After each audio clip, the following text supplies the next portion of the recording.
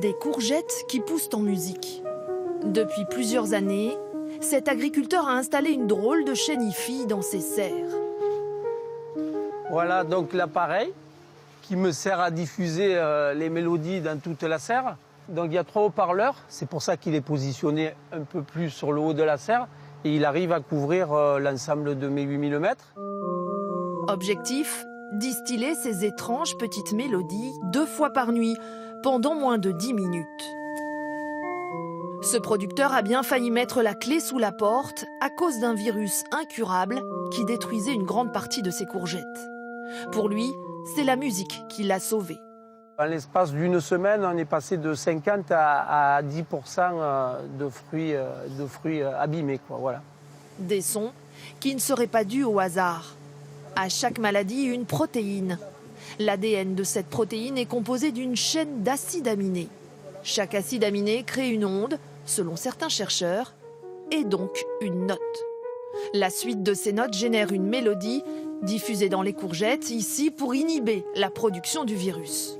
Résultat, un virus encore présent, mais freiné selon le producteur. Avec la musique, on arrive à conserver la qualité malgré la présence du virus sur la plante. Et forcément, on produit plus, oui.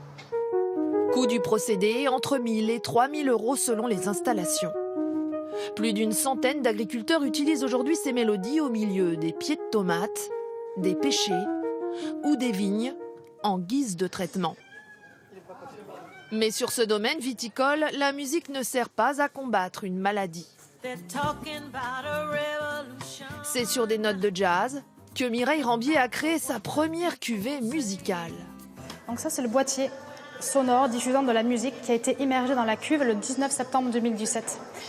Donc, qui diffuse de la musique, donc des ondes. Et ces ondes, en fait, on sent bien les vibrations quand on met les mains sur le boîtier. C'est pas n'importe quelle musique qui fonctionne. C'est donc le hard rock est à éviter. Il faut quand même une musique douce, une musique harmonieuse, une musique mélodieuse. Donc, ça aurait pu être du classique.